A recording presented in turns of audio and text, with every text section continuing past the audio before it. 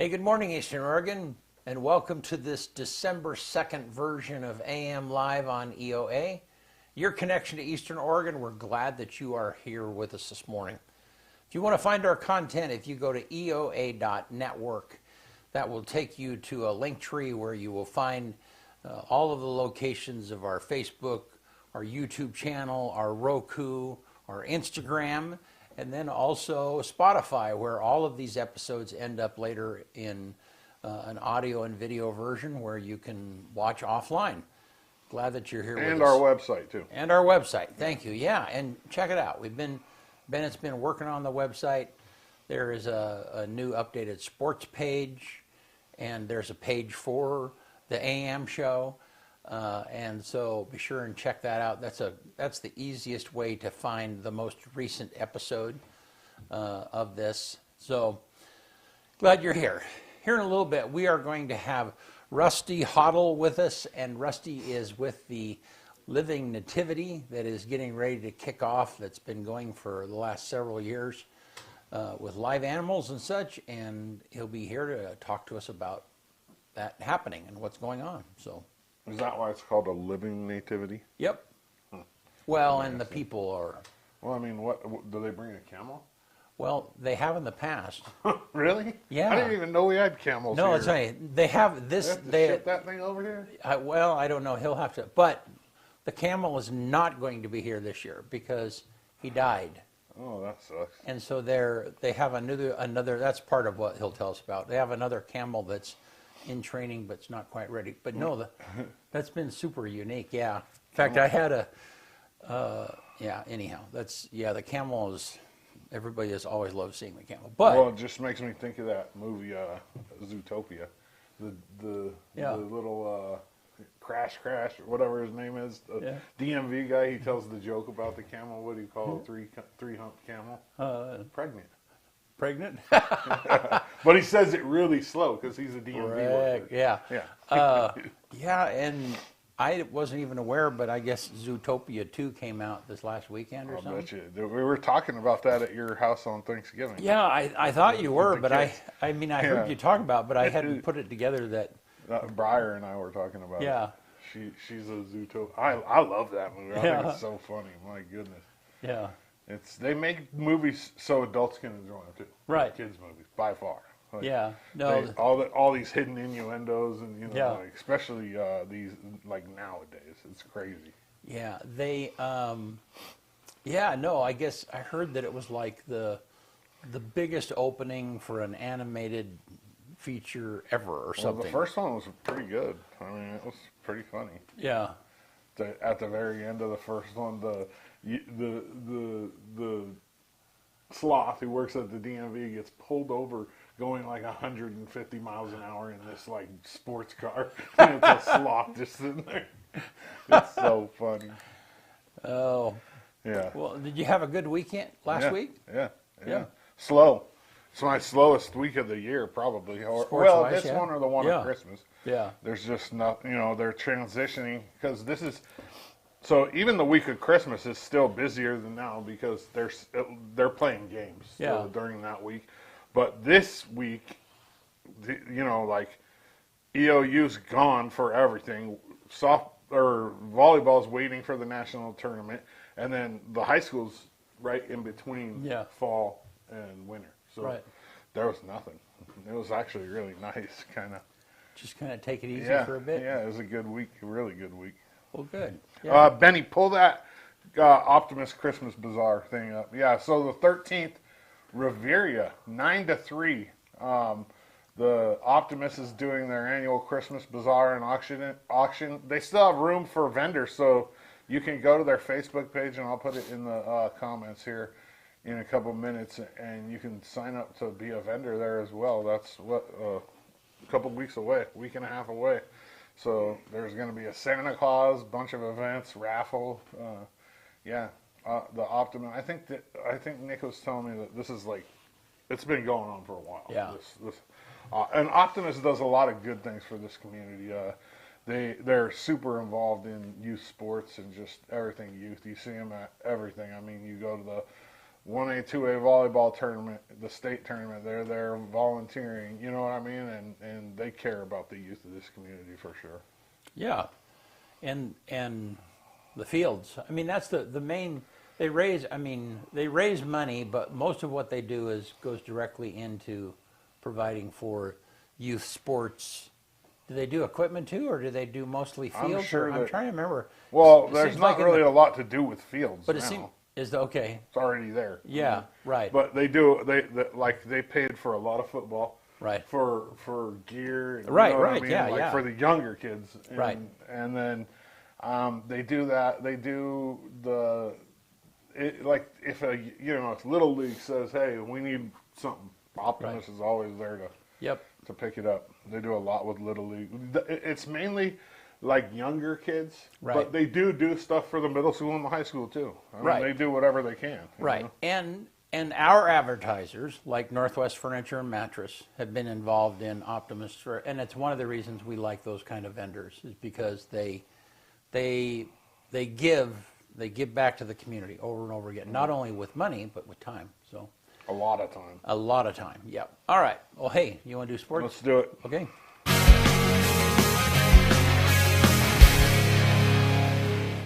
AM Sports Report brought to you by Northwest Furniture and Mattress. Settle in for every touchdown in the Flex Steel Z-Cliner. Designed for all-day comfort with adjustable support, breathable upholstery, and tech-savvy controls. Find yours at Northwest Furniture and Mattress before kickoff. Big Red Rocking Chair on Elm off Adams in LeGrand. LHS girls basketball kicks off the season tomorrow at home versus Umatilla. JV starts at 4 while the varsity starts at 5:30.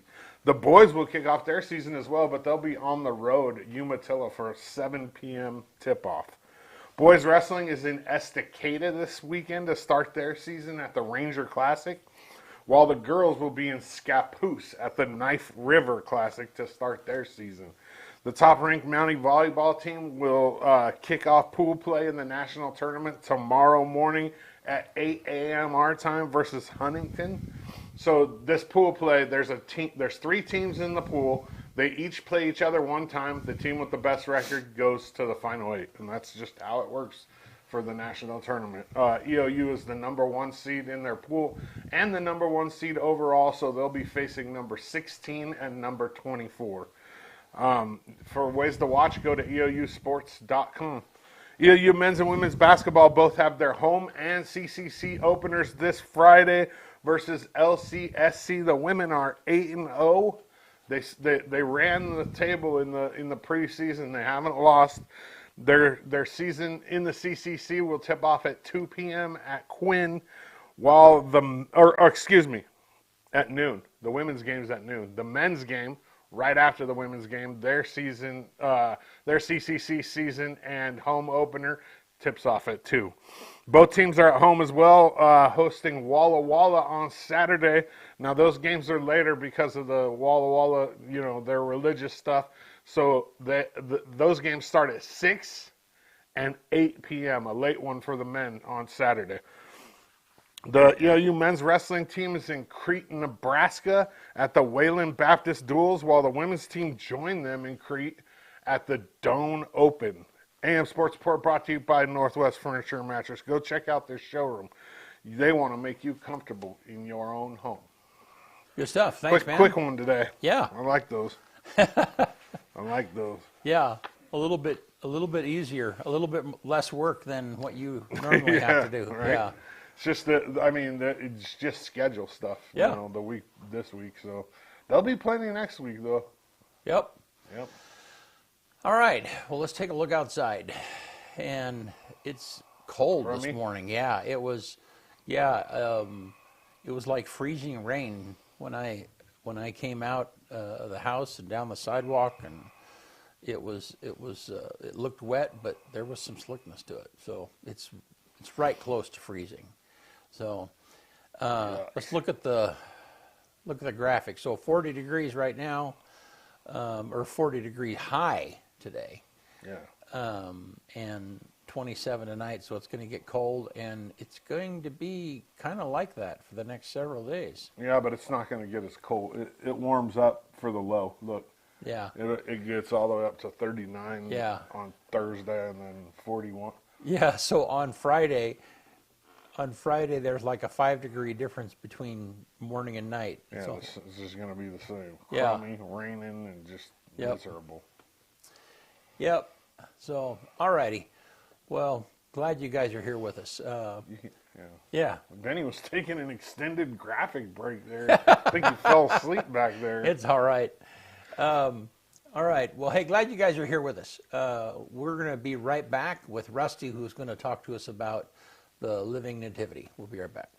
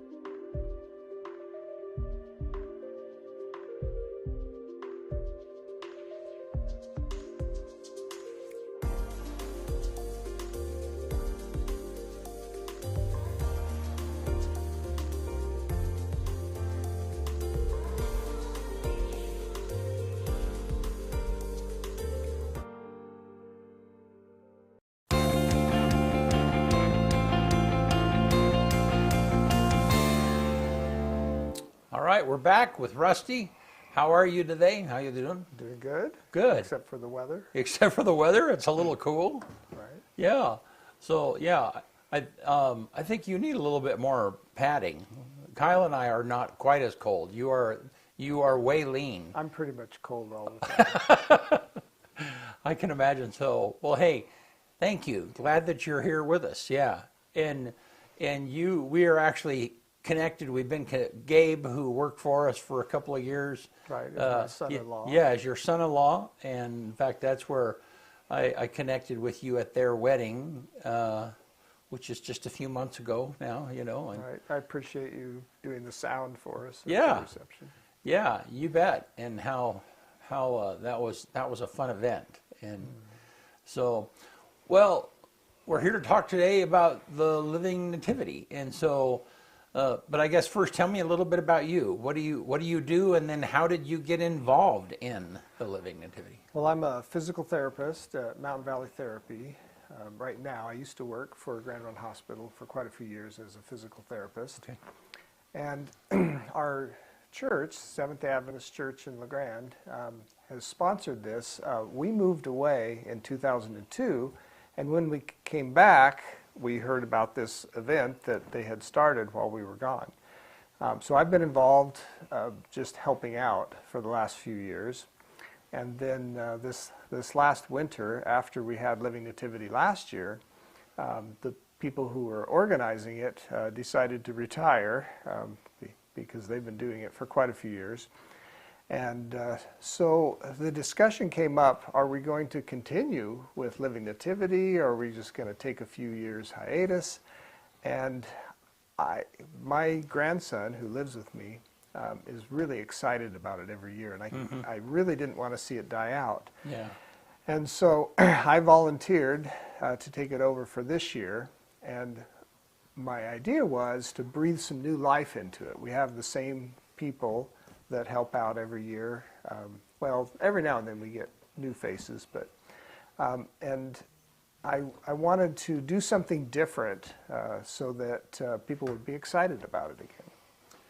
And so for people who might not know what a Living Nativity is, you know, it literally, that is literally what, because normally we think of a nativity as the cutout characters or the 3D characters that you have Mary and Joseph Right. and baby Jesus, and you drive by it and they're like little statues. And the Living Nativity is literally people playing those roles. Correct. Right.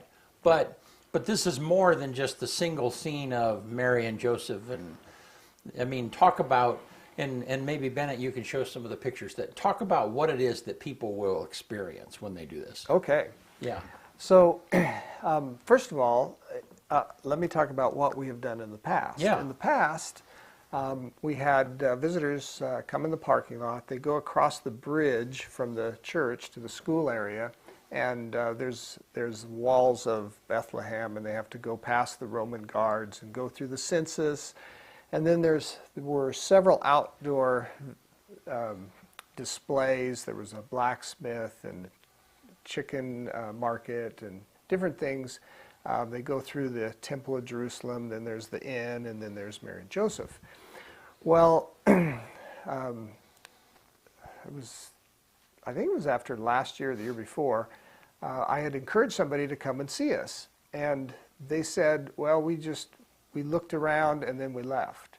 They never even went inside. So that's the outdoor part, and then you go inside to the gymnasium, and then we have that whole set up as the entire town of Bethlehem. Mm-hmm. And they had missed 90% of what we do because they didn't really know where to go. So this year, we're going to do things a little bit differently. As you come into the parking lot, you're going to go through the census booth because, of course, that's the reason why this all came together, for you being because there. there's a census. And then there will be the Camp of the Wise Men. So when you come in, you're in Jerusalem now. And you go through the Camp of the Wise Men. The Wise Men are trying to figure out where to go and what to do. And so you follow the Wise Men. We're going to do tours this year. Interesting. This Okay. is totally different. And the people will be following the Wise Men. They're going to have to go to the priest to find out where to go and what this is all about. And so they go to the temple in Jerusalem, and then the high priest is going to talk to them and tell them that they need to go to Bethlehem. And then they're going to cross the bridge into Bethlehem. And then I'm changing it a little bit so that it flows a little bit better. So they go, and the shepherds, there'll be a camp for the shepherds. They'll talk to the shepherds will tell them their story.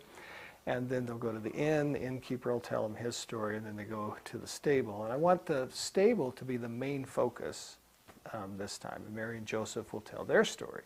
So it's a little bit different in that they'll be in a tour, and then the people in the scenes will talk to them. And so in that way it's different. Then I have another idea that when they go into the town of Bethlehem,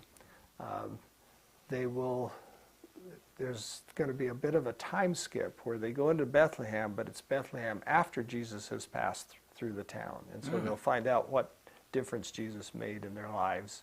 Oh, interesting. Okay. So we're going to do that a little bit differently. But once they go into the town of Bethlehem, we have an apothecary, we have a coin exchange booth, and they'll talk a little bit about the different coins.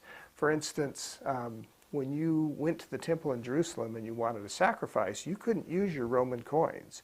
You had to exchange them for temple coins. And that was one of the places where the religious leaders were ripping people off because they would make them pay really high prices for their temple coins, and then they had to buy their sacrifice. And this is one of the things that Jesus protested about when he threw the money changers out of the temple. So you'll learn that story. And then you pass through, we'll have a potter. Usually we have somebody actually throwing pots. I'm not exactly sure who we're going to get for that this year. We have candle maker where the kids can make their own candles. They do dipping candles. There's a carpenter who makes toys, hammers for the kids.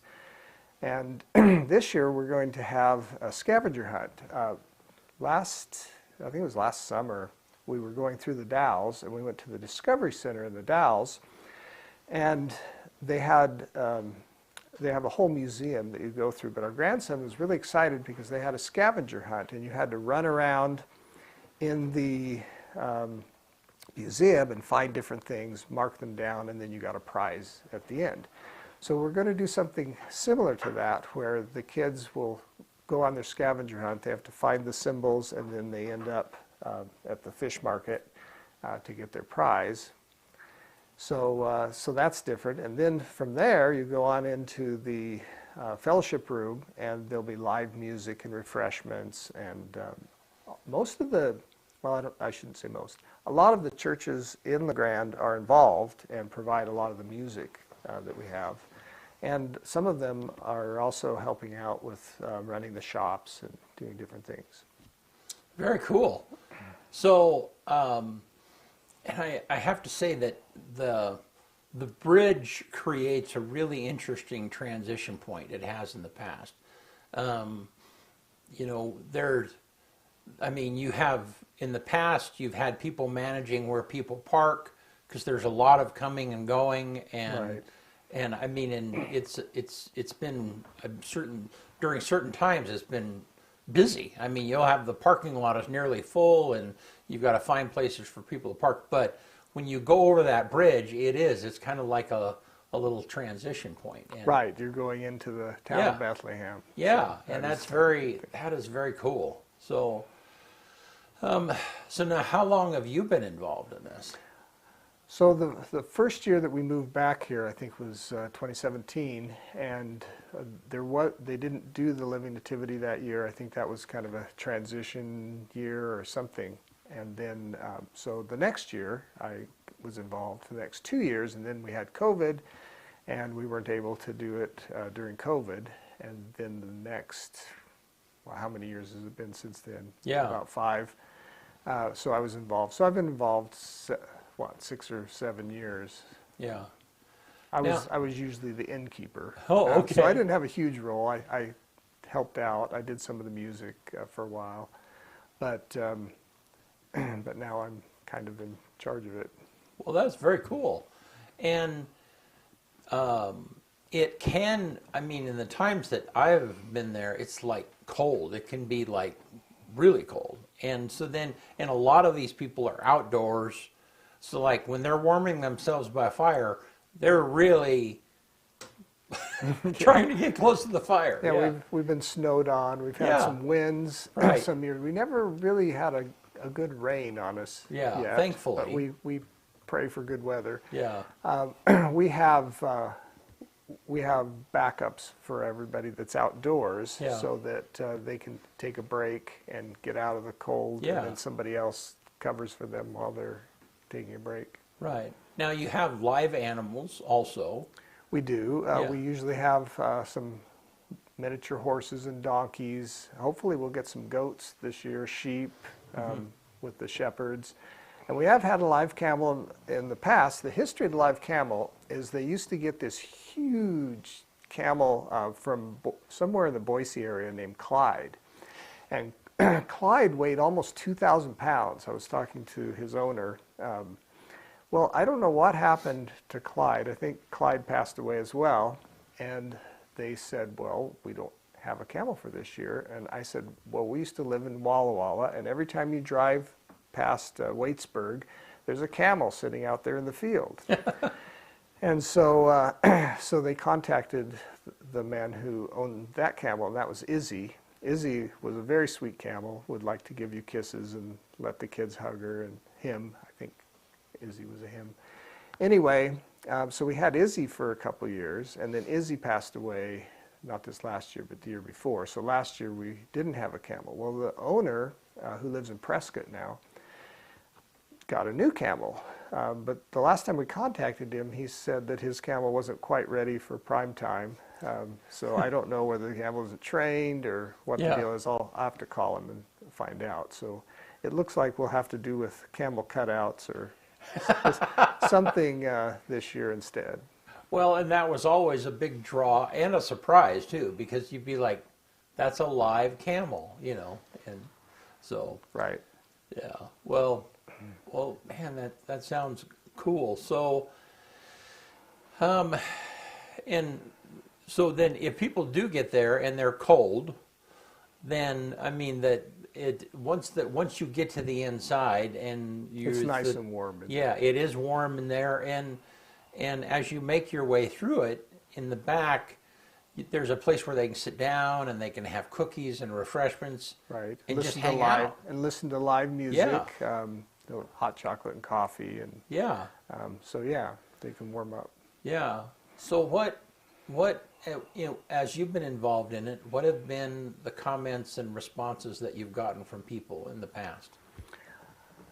Well, told you about the person who didn't make it to the inside. Yeah, But right. for those that experience the entire thing, they really love it. And people come back year after year. We want to do a little more advertising than we did last year so that we get some people who haven't experienced it before. I talk to people that have lived here all their lives, and some of them have never been to it before. And Yeah. I would like them to be able to come out and experience it as well.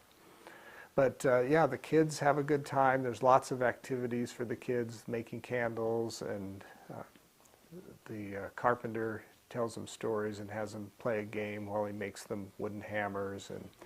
And then, of course, this year there'll be a scavenger hunt for the kids. So yeah, they really enjoy it. People have told me anyway that they liked it. So the scavenger hunt, is that going to take place kind of in the gymnasium? Yeah, What's your plan there? they'll be indoors for Yeah. that. The kids will have a card, and they'll run around from booth to booth trying to find the symbols that are hidden somewhere in the indoors, and they'll get a stamp each time they find a symbol, and then they'll turn their card in Yeah. at the fish market.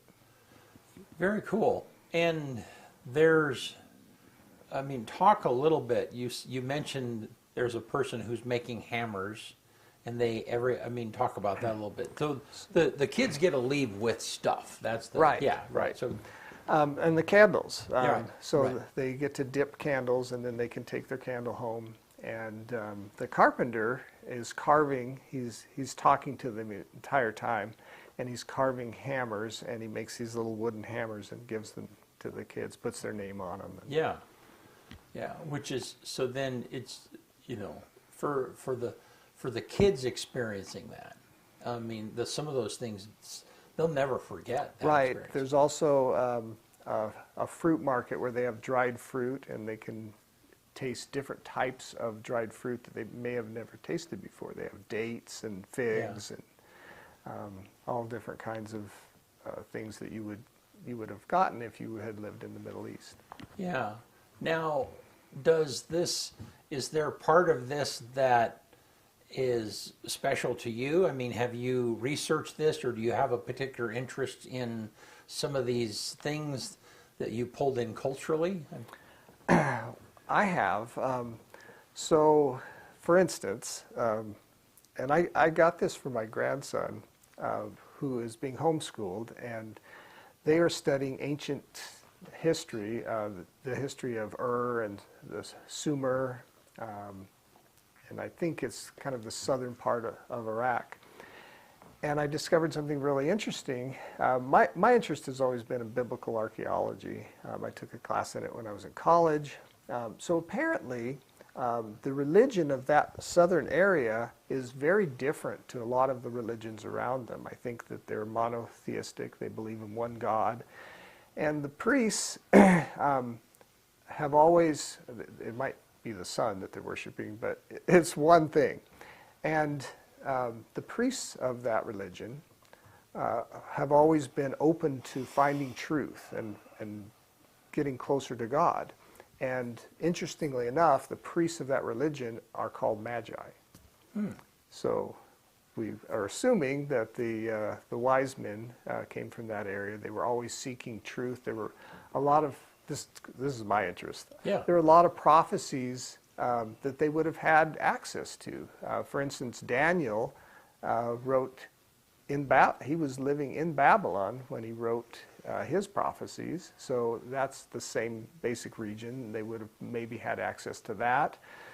And the prophecy in Daniel is really interesting. If you read it, there's a 70 weeks prophecy, and it's supposed to start when the decree comes to rebuild Jerusalem. Well, the decree that actually came with help from, I think it was Cyrus, was given in 457 BC.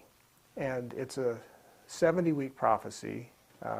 It's 69 weeks, which if you do a day for a year in the week, comes out to what? 469 years or something like that. If you go from the time period 457 BC, that comes out right when Jesus, the year that Jesus started his ministry. Interesting. And then in that prophecy in Daniel, it says Messiah halfway through the last week, which is 7 years, Messiah will be cut off. And Jesus' crucifixion would have occurred exactly in 33, well, we assume that it's about 33, we don't use AD anymore, it's CE, Common Era. Yeah. And so the wise men, if they had had access to that prophecy, would have known about the time when Jesus would have been born Interesting. from the prophecy in Daniel. Huh. Yeah. So there's a lot of things that come together. And so one thing that I want to do is have a card that has all the prophecies, and it will show you that through the prophecies in the Bible that Jesus fulfilled all those prophecies. Interesting. So, Well, and I totally, when you look at the Bible, and I've spent a fair amount of time understanding that or trying to grasp it, or different stories of the Bible, it's super interesting when you add context, whether that be cultural context or historical context, and you come up with these things of like, this could have been a factor, yeah, Right. and it's like it's like adding flesh onto the bones of a skeleton. It just brings new meaningfulness and so on. And we can speculate, and everybody has different speculations, but it's just interesting that you come up with these. This could have been the situation, Right? Yeah, right. and I mean, it's like, I personally enjoy, the stories of Jesus and his disciples and his relationship with them and so on and so forth. But when you look at that culturally, it's a whole nother dynamic, And the video series, The Chosen, Right. has kind of done that. It's done, I mean, nobody's saying, hey, this is absolutely what happens, but it's saying this could have been this way given the context that it happened. Right. I haven't seen all of that. Yeah. But I'm wondering if they talk about the fact that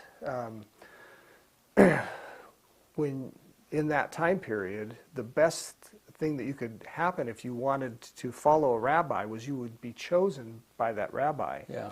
And they were really picky about who they chose. They weren't Yeah. going to choose any Galileans for sure. Yeah. So when Jesus came along and chose them as disciples, that was actually a great honor for them. Yeah. They basically had been rejected by the rabbis in Jerusalem Yeah. just because they were Galileans. Right. So they would have been really honored to be Jesus' disciples because Yeah. he was considered the teacher. Rabbi means teacher. Yeah. Super interesting.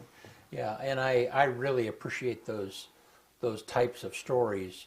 Again, not because they're absolute, but it gives you a little bit different perspective of what could have been going on in their motivation, and, Right. and so on and so forth. Right. Did you see the House of David Yeah, series? which That was again that was an very amazing, fascinating. Yeah, There's and- a few things in there that you think, okay, they're trying to tie two many Right, things right, together.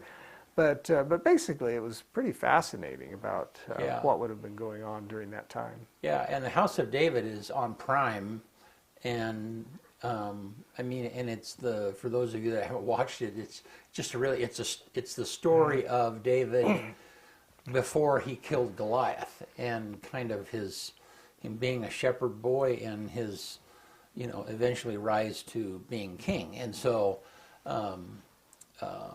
and his failings along the way, Right. And so, but yeah, the historical context, and that one is really well done. I mean, thought we so. we really enjoyed that. So, again, I mean, these are stories that I've heard my entire life, and all of a sudden, it's just visualized in a way that's like, I mean, take that story. You hear of David being a shepherd and him being ruddy, meaning that he was puny, he was runty, Right. almost. And yeah, and then all of a sudden you see that visualized before you in context. It's, it's like, wow. I Yeah, don't know. I It just thought that was adds a well- whole new meaning. Yeah.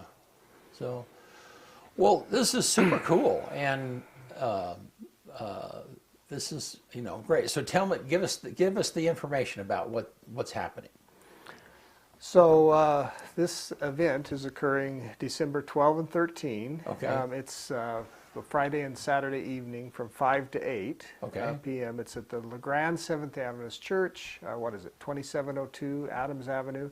If you don't know where that is, you get on Adams Avenue and drive out past Bi-Mart on your way to Union, and it's just right there on your right. Yeah. About a quarter mile down the road. Right. So We're pretty easy to find. Yeah. Don't go past Bi-Mart, though. Bi-Mart's not on Adams. Well, no. Yeah, How go about Les past Schwab? Rockinson's. Les Right. Schwab. Yeah. No, Right. Rockinson's. Rockinson's. Yeah. They're one of our sponsors. Yeah. Yeah. Yeah. So if you get to Geckler, you've gone too far. Yeah. Yes. Yes. And Yeah. if you're going past Bi-Mart, you're on the wrong road. Yeah. True. There is a turnoff to Bi-Mart there. But I know what you mean. Yeah. So, all right. And is there a cost to it? No, it's free admission. Okay. You get free refreshments, and the kids get several little trinkets that they can take home. Yeah. So from 5 to 8.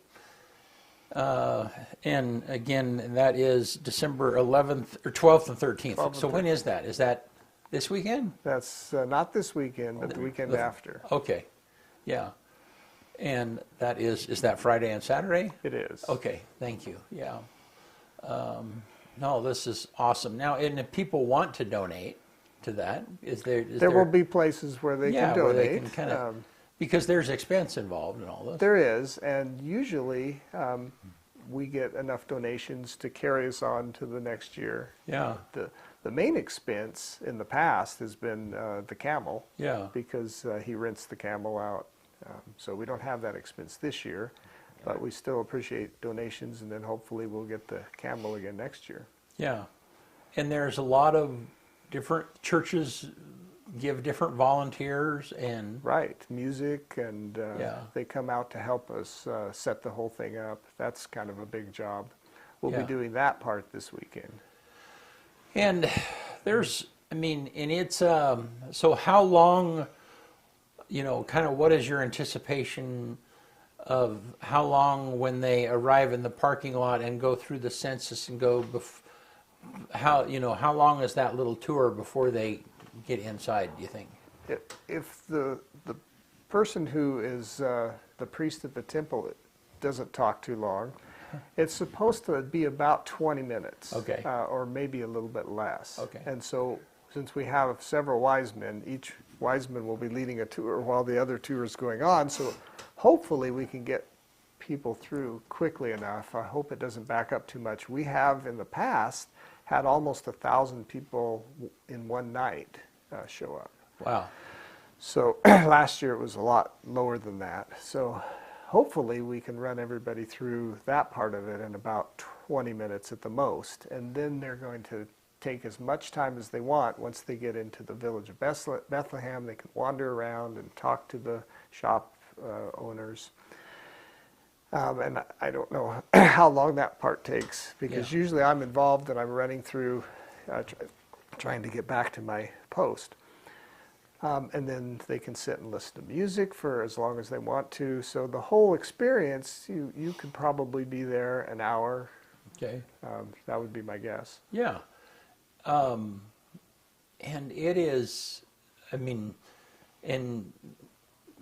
it once you get into the inside, it accommodates kids. Kids can Run around. go and do their They thing can go and from shop to interact shop, with talk different. to Yeah, them. and all of the shop, everybody is in garb. They're Right, right. trying to be in character in some manner. Correct. Yeah. So, well, thanks for doing this, and thanks for keeping it going. You're And- welcome, and thank you for having us here. Yeah, I know how this kind of stuff is. It's hard. It takes a tremendous amount of time every year for it to do. To do it. I can tell you that if once you do take a break, it's just really easy to lose momentum and it fall by the wayside and not happen. And Right. so thank you, Rusty, for stepping up and helping them carry it on. You're So, welcome. yeah. All righty. And so one more time, next weekend, 12th and 13th, 5 to 8, next Friday and Saturday. Not this coming. No, but right, The one right, after. yeah. So the 12th and 13th, and go check it out. So, all right, good stuff. Thank you very much. All right, man, you want to get us out of here? Let's do it. On this day, December 2nd, 1867, in a New York City theater, British author Charles Dickens gives his first public reading in the U.S. 1901, American businessman King Gillette begins selling safety razor blades. 1927, on this day, the first Model A Ford sells for $385. 1988, on this day, ESPN airs its 10,000th edition of SportsCenter, making it the most televised cable program in history at the time. 2023, American rock band Kiss concludes their farewell tour at Madison Square Garden. The encore is performed by the premiere of digital avatars of the group. Number one movie in America 10 years ago on this day, Hunger Games Mockingjay Part 2. And then the quote of the day comes from Gray Vaynerchuk. Skills are cheap, passion is priceless. One more time. Skills are cheap, passion is priceless. That's true. Yeah, Yeah, for sure. and Rusty, thank you for your passion Yep. with that. Yeah. All righty, thank you guys. We'll see you soon.